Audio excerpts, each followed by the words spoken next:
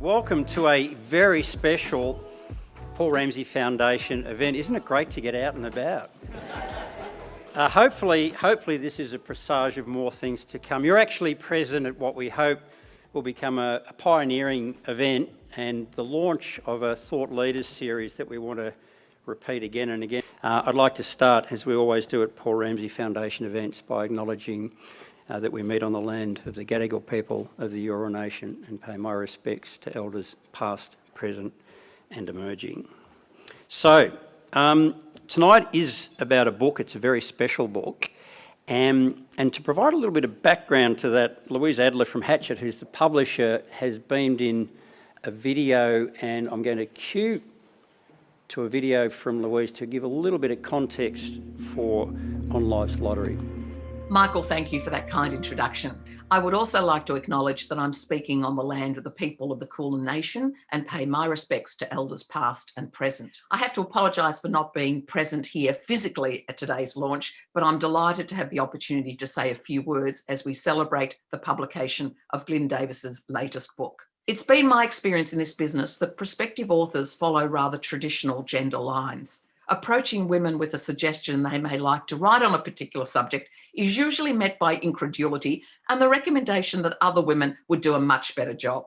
By contrast, the male equivalents almost always say, sure, what's the deadline?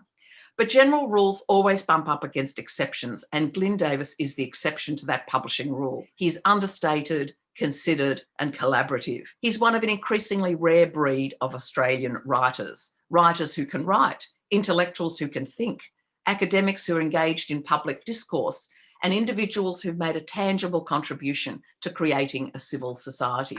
I've only known Glyn since 2005 when we met at Melbourne University. He'd been appointed the Vice-Chancellor of an institution with a great sense of its own place in history. Glyn was a Sydney-sider coming to Parkville via Queensland. Now, a lesser talent would not have survived nor flourished and nor been able to transform the university into a first-class institution. There were a myriad of issues that he confronted in his first year. However, he found time to offer me wise counsel during the rather exciting time of publishing the Latham Diaries. That was a book that was challenging for Glyn personally, and publicly and politically. The book would have been a reputational problem to be solved by a VC of less integrity. Instead, Glyn held firm, despite the pressures, and he insisted on upholding the editorial independence of the publishing house. It was a principle that he would insist upon for his entire tenure of 13 years, and I remain immensely grateful for his support. There's a lot to admire about Glyn, and I'm not going to catalogue all of his talents here today, but I do want to speak briefly about his commitment to building a civil society. During his time at Melbourne, he found time to write insightful, engaging book reviews. He wrote and delivered the Boyer Lectures and published a number of co-authored books, as well as his own The Australian Idea of a University. Today, we have a new book, On Life's Lottery, one that we should read and reflect upon. This book, I think, continues Glyn's life's work: education, the public service, and now in the philanthropic sector. Across his professional life, he has walked the talk, to use the cliche. He's helped create a fairer, more just and more generous Australia, an empathic one rather than uncaring one, an Australia that discovers and nurtures talent and strives for improvement rather than settling for the status quo and complacency. So it is no surprise that he's now leading the Paul Ramsay Foundation as the organisation sets about enabling change, making sure that life is indeed not a lottery and neither postcode nor school nor bank balance determines the future of the next generation. This book makes that case. I know you will read it, and I hope you will encourage others to read it too. So my heartfelt thanks to Glyn for writing On Life's Lottery. As always, it's been a joy to work with you. And now, if you'll forgive me, I'll hand the virtual microphone back to Michael. And a very big virtual thank you to one of Australia's storied publishers in Louise. What a great background and summary to the book. And I know I'm speaking for all of the board in saying, consistent with Louise's message, how delighted we were to get Glyn on board to drive the work of the foundation after the fabulous transformational job he did at University of Melbourne. We're absolutely delighted to have with us to interrogate Glyn, tease out the messages of the book, one of Australia's truly great media figures. There's a list, if there's a media prize that's global or local, Geraldine's won it, so I won't read through all that. Suffice to say this, my confident bet is I'm not the only one in this room whose weekend starts with Saturday extra. And so the RN, spiritual, intellectual, national and global soul food starts with Geraldine, and what an extraordinary figure she is, and what a great way to start the weekend. You must listen if you don't. Geraldine, over to you. Take Glyn on the couch. Thank you.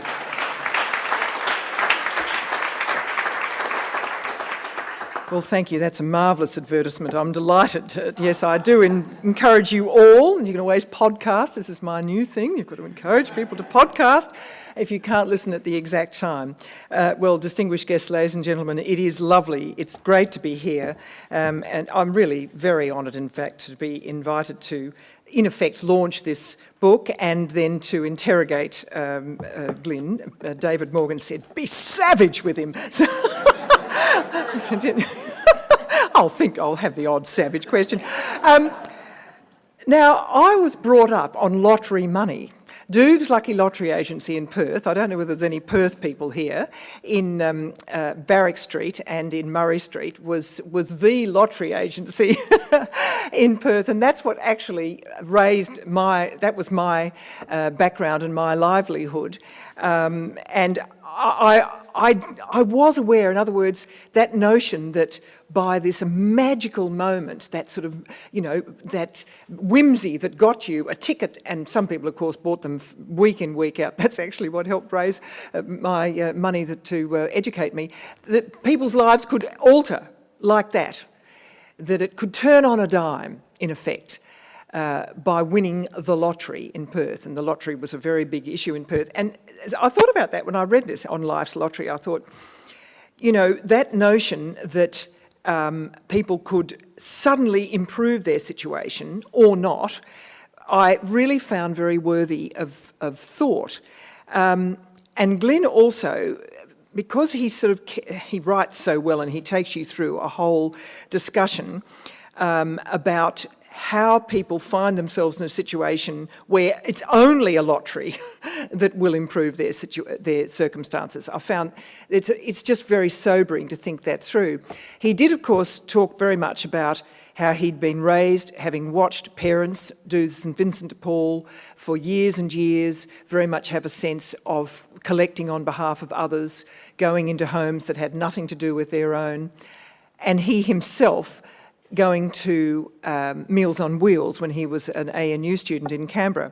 And it was so affecting, I actually went online and I've organised to volunteer for Meals on Wheels. I seriously have. I thought, I'm not doing, because I was raised in a Catholic situation where we always had our routine volunteering, and I'm not doing, I am on various not-for-profit boards, which I consider my volunteering, but you sort of pushed this conscience, and I thought, right, Geraldine, get online and volunteer for Meals on Wheels. One of the things he highlighted again was something that preoccupied me. Was when I was on Life Matters. I set up Life Matters years ago on Radio National to have because social affairs, I was convinced, was a very critical part of the news agenda and was only treated in crisis form, whereas there was these massive overhauls of attitudes and so on, and we decided to look at it much more as a round. And neglect was a vital area grossly undercovered. So there was sexual abuse covered, there was physical abuse, this is of families, but the area of neglect was where the really insidious damage was done, and it was a completely unsexy subject. And you couldn't get people to look at it, and yet if I ever spoke to people from the Brotherhood or people like Barbara Holborough, who sat as a magistrate in some of the really at the front line of the children's courts out west, and she'd talk about people who had no idea of a household rhythm at all. So the notion of getting up and having breakfast on the table and then moving to a lunch and dinner, none of that. These were children raised in... The mothers and the fathers didn't have an idea, let alone the children. And just this persistence of neglect, which Glyn refers to on the way through, I feel these are the things that I wish got more attention. And we might think they will coming out of the pandemic, but I'm not at all sure that they will. And in fact, one of the really strong impressions made on me, and I was talking about this to David Morgan, was interviewing Thomas Piketty, the French economist, with his amazing sort of analysis of capital a few years back, who made the point that you need wars and giant conflagrations. He didn't discuss a pandemic. I bet he'll have a giant book out soon for us. That's the only thing that breaks down the hierarchy of capital, which is such a dilemma. Do we want wars and terrible conflagrations in order to get to more equal societies? I don't think so. But that is what the research shows. So we're locked into this business of how do we break out? Is this a one-way street? And what I like about this book is that Glyn emphasises how are we locked into this type of arrangement and this trap? How can we move out?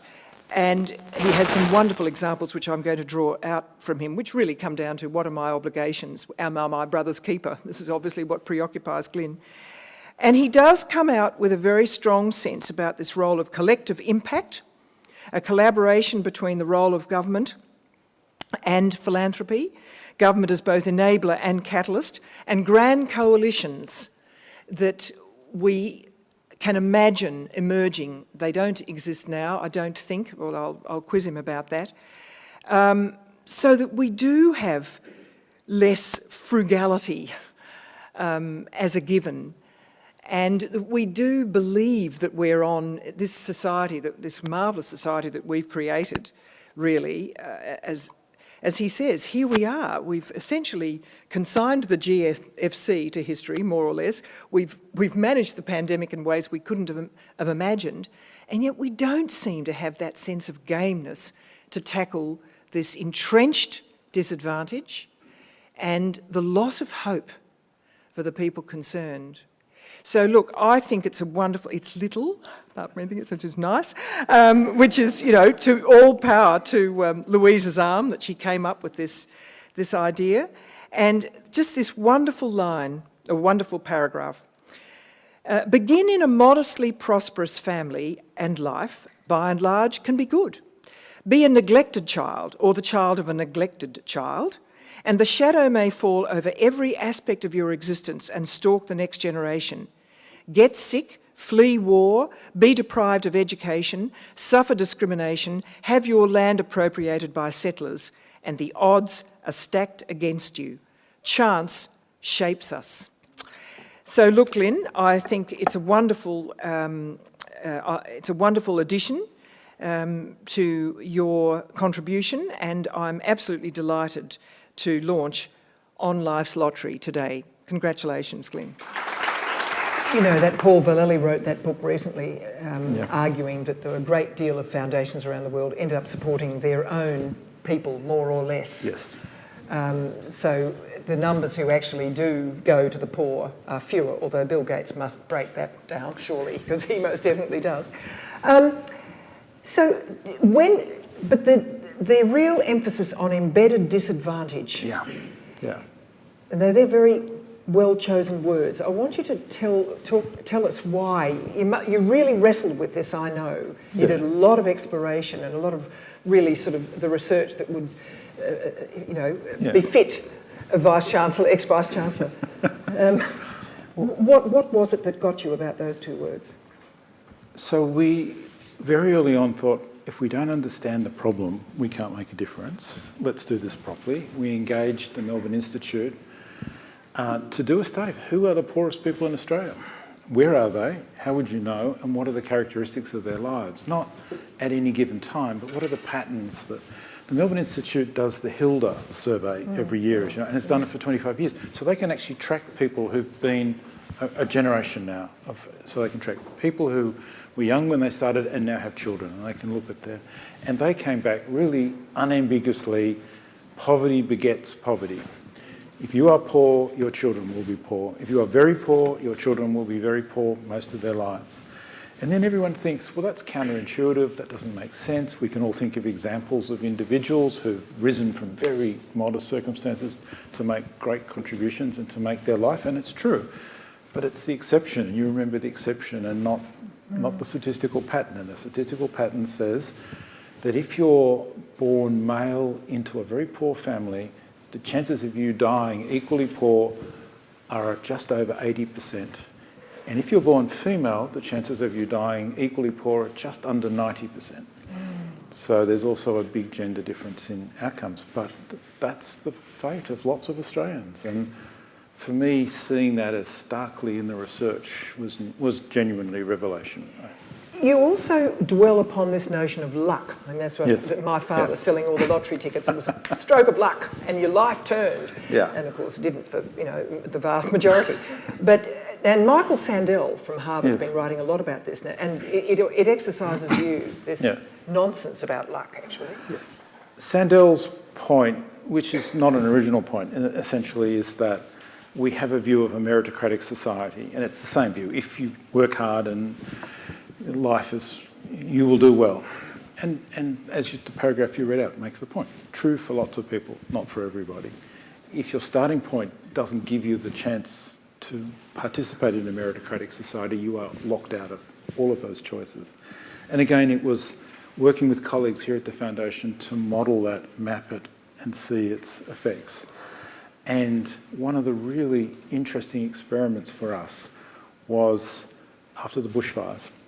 The board was very clear we must make a contribution to the recovery, and it must be sustained and long-term, not just, we gave money to the Red Cross and St Vincent de Paul and others, but what's a sustained look like?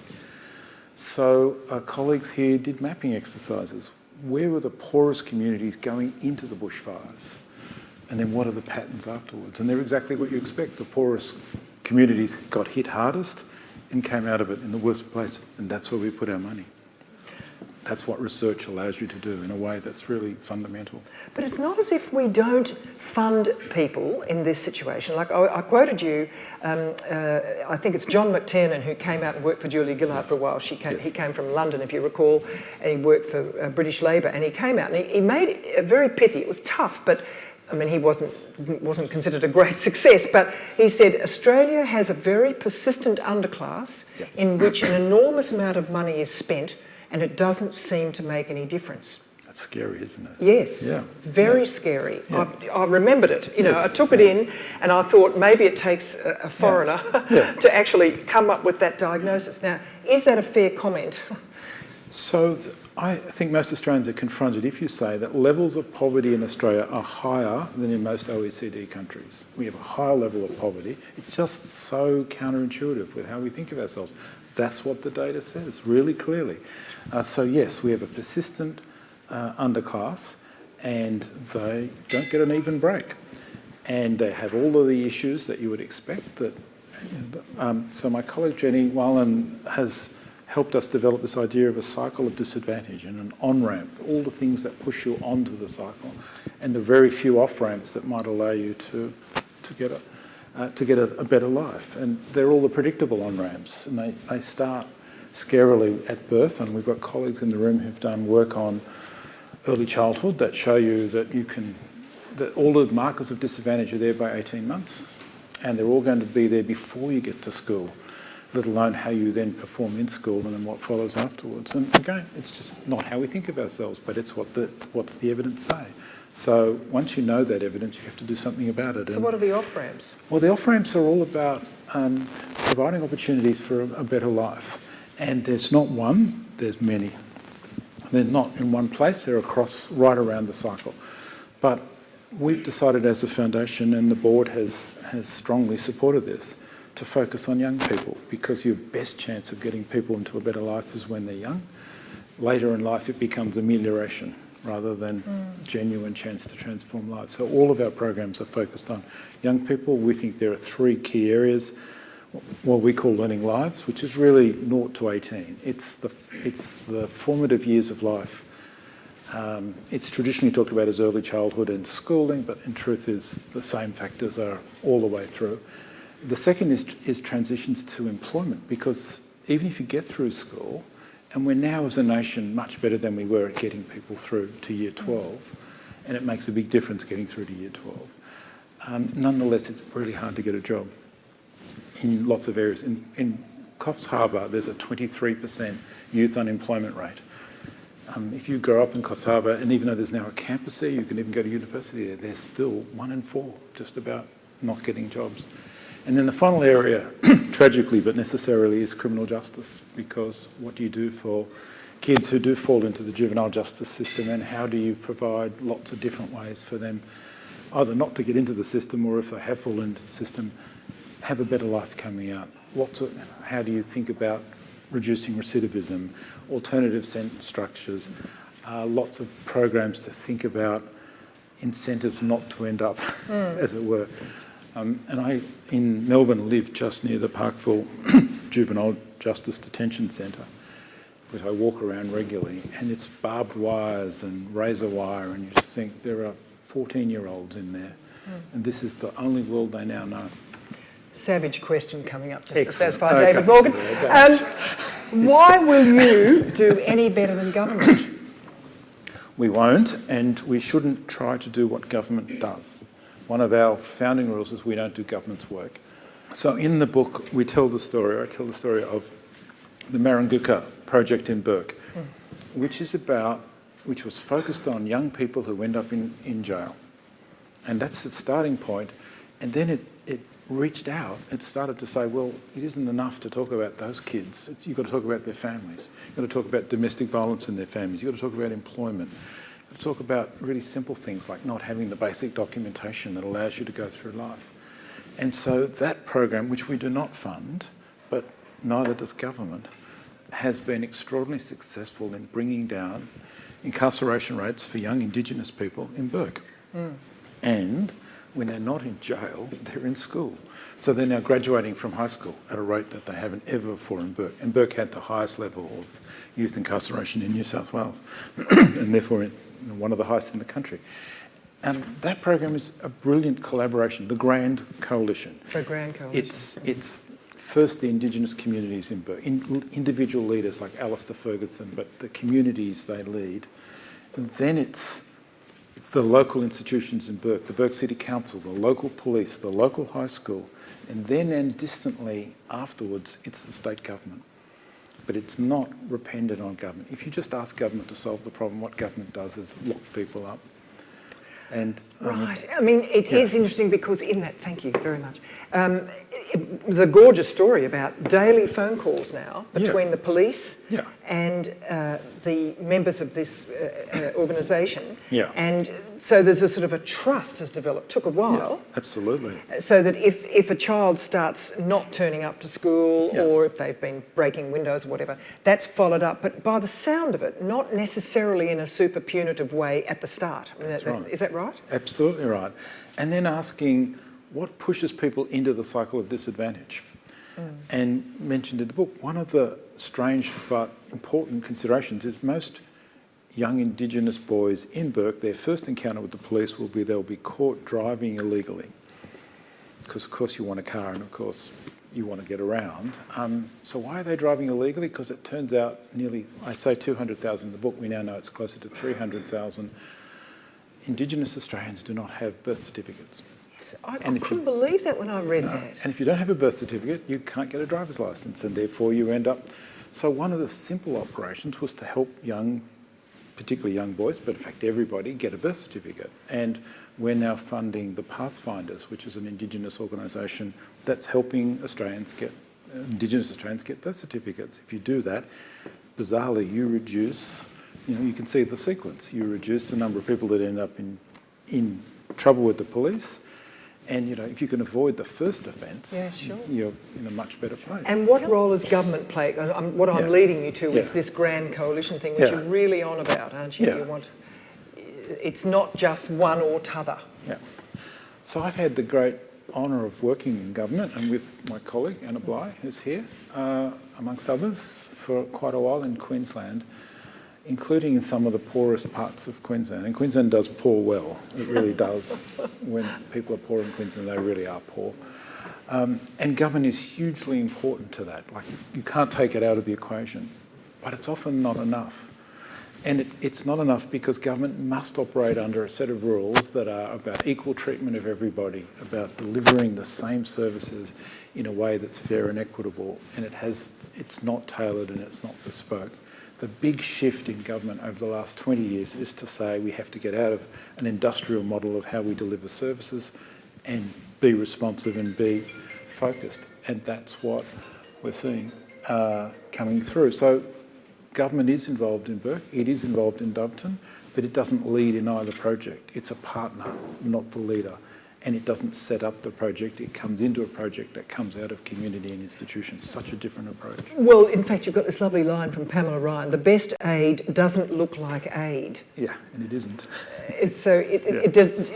Have you seen that yourself? Yes, that it does a different sense coming through? Yeah, these projects that we've had the chance to be involved with here, and there are people in the room who've been involved with many more than just those, are really fundamental. But it's the community drive. How do you help community work out what it wants and work out what it wants to do? One of my great experiences in doing that, I'm delighted that Robert Tickner is here. And a decade ago, he and I worked together on the Black Saturday response in Victoria after the bushfires. In fact, we got put on a bus the day or a couple of days after the fires and driven up into these charred remains of towns and shown. We were asked to look after a fund that they expected to raise $10 million, which we agreed to do, and they raised just under $400 million. Oh, God. And then the problem of you've got $400 million, which sounds fabulous, but how do you do this in a fair and equitable way that doesn't have all the inefficiencies of government, that doesn't leave people stranded? It was a fabulous education in how to do this. Apprenticeship for this. Absolutely, and it took several goes to do it. We didn't get it entirely right the first time. We had to constantly iterate and improve in order to get it. But by the end, $400 million went out. None of it went to anyone else but that. And lots of lessons about what worked, what didn't. In fact, you say the real challenge is not adopting new, but abandoning the old. Yes. I found that quite interesting, what you were getting at there. Yeah, well, it's very hard to give up old habits, isn't it? And very hard for government in particular to give up ways of doing that get you through the political cycle, because the whole problem for government isn't bad will or lack of understanding that the systems aren't brilliant. The trouble for government is the political process it's in, the fact that it's going to be held to account and that some journalist is going to shout at you if they can find the example of bad behaviour that allows them to argue that implicitly the whole program is a failure. And so if you're government, you're risk adverse and cautious. Exactly the wrong approach if you need to do this. The extraordinary thing about a foundation is we can make really dumb mistakes. We can try things out that don't work. We can fund failure and not have to apologise for it. Do you really mean that? Absolutely. And we will, and we have. We've funded things that haven't worked, and that's okay, because we learnt a huge amount from it, and next time we go into the area, we'll get it right, or we'll get it less wrong than we got it the first time. I must say, I remember watching, and we'll stop very shortly, watching after being so profoundly moved by the fires this last year, and watching the ABC. One of the things I really am proud of, the ABC did, have you noticed, a lot of follow-ups. They went fabulous. Weekend after weekend, led by Philippa MacDonald, who actually took redundancy tragically. But anyway, they sort of went back, so we mustn't just sort of, once the headlines have moved on, we don't abandon them. Anyway, they went back, and one of the things that suddenly struck me, and I thought a lot of the people who've come to some of these places have deliberately got, I think, out of the cut and thrust of the urban life. That's right. And they maybe have decided not to be in that sort of decision-making area. And then suddenly it's thrust upon them to rebuild their lives. They're drawn into this really quite sort of strong level of decision-making and filling in forms and going for the money that was available. And then there was a sense of, well, are they really ready for that or are they not? I mean, it was quite a conundrum, I thought, trying to help those very people who'd often made the decision to get out of all of that super competitive life in the cities. Find themselves clients of a system. Yes. you can imagine the frustration of the team through 2020 because we've had the fires, we've made a decision to make a significant $30 million of funding going into trying to help and not able to go. COVID meant we couldn't send anyone into the field. It meant we're trying to operate at a distance. It means we can't get decent intelligence out of what's going on the ground because nobody else can go. And quite rightly, you don't send people from Sydney onto the south coast or the north coast because you just don't want any risk of bringing COVID. But it was an extraordinarily difficult year. And again, the colleagues here around the room were just extraordinary in calmly, consistently, systematically working through those questions. So final question. You wouldn't, I assume, tilt at the Bob Hawke, no child will live in poverty, or would you? Well, that went well, didn't it? Yeah. So, I mean, what can you realistically aim for? There are 750,000 Australian children today living in poverty. It's just, why? We don't need that. So it's a fabulous question to which I don't have a coherent answer because I see this as a very long run game. If we can reduce disadvantage in this country, if we can show ways of working that make a difference, if we can persuade others to join us in that, if we can persuade others to use their money in the way that can make a difference, if we can build a model and an understanding of how you address some of these most difficult decisions and then point to individuals whose lives have been given choices they wouldn't have had. We're not responsible for their lives and they don't want us to be, but they do want to have the life they value, and if we can help them and point to systematically. And to do that, we need to do something that's not common in the foundation world or in the not-for-profit world. We need analytical rigour, measurement and data of a scale that we haven't done in this country before. You need a random controlled trial to know that the intervention in this community gave a different outcome from that community. And you need to be willing to fund the research and the evaluation as a really major part of what you do. Most charities are right at the far edge of what they can do. They're just trying to keep going. They can't afford to do expensive evaluation. So one of the things we've done is built into every fund, every grant we make, money for evaluation. And that's about saying that's the only way we're going to change the outcomes, by knowing what works in a really positive way. Some of which will fail, as I keep saying, and that's fine. The Paul Vallely book and the Michael Sandel book and a number of others in the US last year are all very critical of foundations because they seem to spend their money on themselves or pet projects or they dabble. Now, we're interested in this year and we're not interested next year. When we were in the States a couple of years ago, we talked to two members of a foundation who were beside themselves with anger because they had been funded to teach people in Rwanda to swim, which sounds very odd, until they told you that the leading cause of accidental death in Rwanda, which is a landlocked country, was that no one could swim. And then when they tried to cross rivers and land, they died.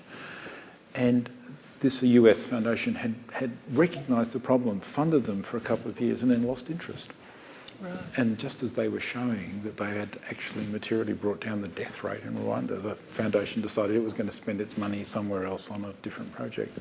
So one of the disciplines is saying if you're going to go into the field and you're going to recognise the field, you've got to stay. You can't decide next year we're a bit bored with that, we're going to do something else, which is the perennial problem of foundations. So our task is not just what are we here to do, but can we stick at it long enough to make the difference? And if we can, and this is a foundation that has the scope to be here forever, it'll be, I think, a big contribution to the nation, which is what we're here to do, and in particular a big contribution to disadvantaged Australians, and who wouldn't be proud to say they had helped with that? Who wouldn't be? Yeah. Well, congratulations. Good luck. Thank you. Thank you.